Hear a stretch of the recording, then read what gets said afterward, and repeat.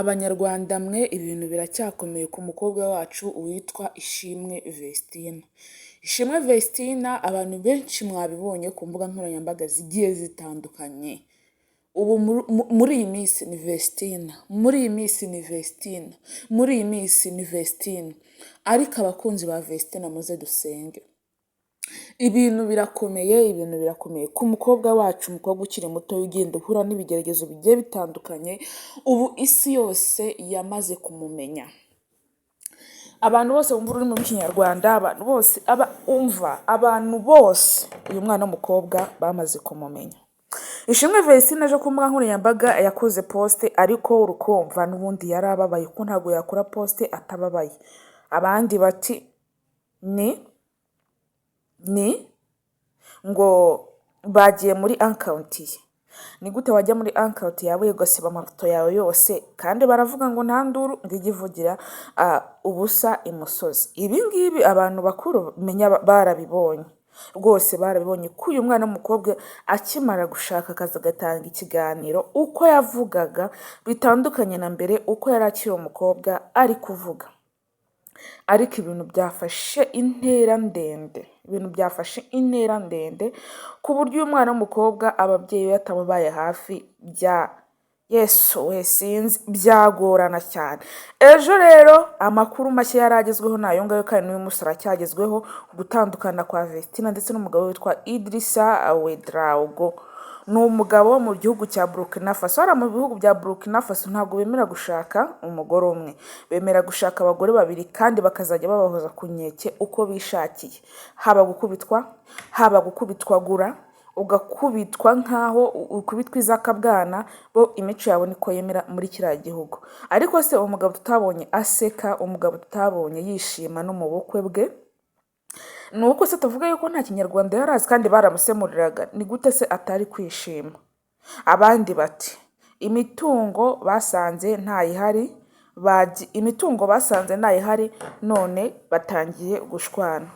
Abandi bati uyu mwana w'umukobwa afite agahinda gakabije. Abandi bati wirukanye umukozi. Abandi bati umugabo wawe ari kwirirwa aguca inyuma. Ntabwo turamenya ukuri muri ibyo ngibyo, ariko ukuri kurahari kandi kuzajya ahagaragara. Icyo ngewe navuga, uyu mwana w'umukobwa aracyari n'ubundi muri Canada, ntabwo aragera hano mu Rwanda, ariko pe afite agahinda. Yaravuze ngo umugabo nzongera guhitamo nzabanza murebe imico ye, umuryango we. Ariko ni gute umuntu wakwiba account akagenda akandika ibyo bintu byose ngo umugabo nzahitamo?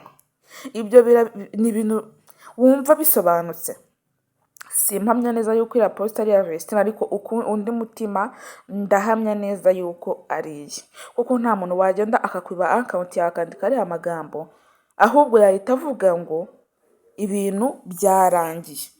Rero Vestina niba bimeze kuriya, Imana imworohereze, kandi n'uyu manager we MIE cyaza abantu commentaire ni nyinshi cyane ku mbuga nkoranyambaga.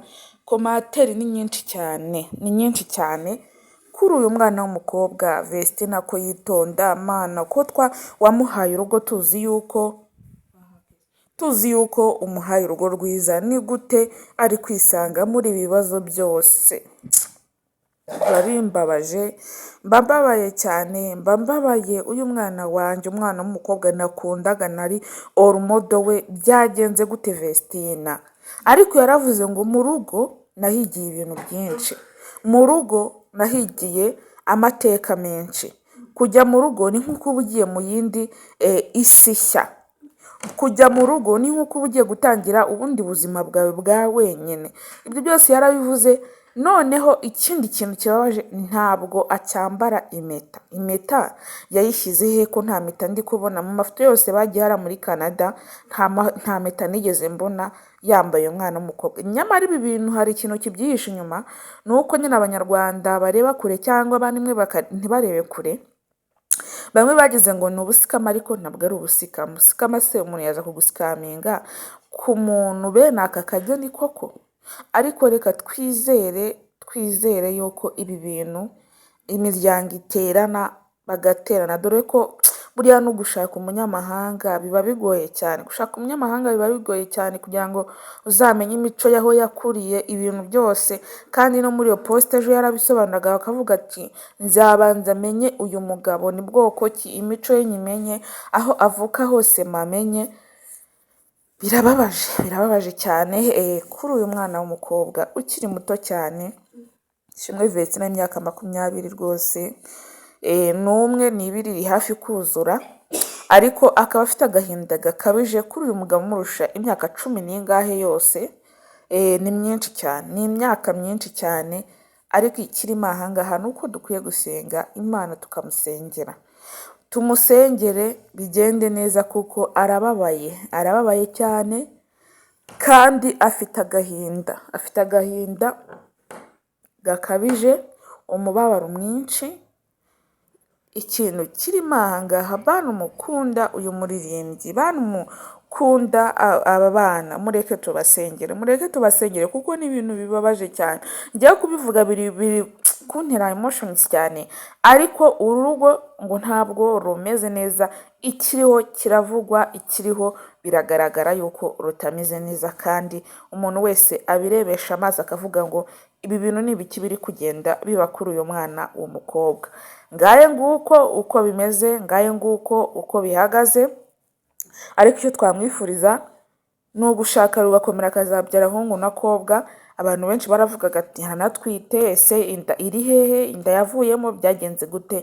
Ariko ngaho amaze kugurira iriya iPhone ngo 17 Pro Max, iriya iPhone irahenda cyane, ngo bamwe bavuga ati uyu ni umugabo we wundi uyimuguriye, ariko amagambo y'abantu ntabwo wabasha buryo ki wayumva ukayumviriza neza. Oya, ureba igihari cyane, niba yarayiguze ntabwo ari umugabo we uri hariya hanze waba warayiguze, kandi byose azabinyuramo kandi azabinyuramo yemye. Mureke mbifurize rero amahoro y'Imana. Niba mwagiye mu kazi, mu mirimo yose murimo, mugire guhaha kwinshi cyangwa kuronka kwinshi. Ndabakunda.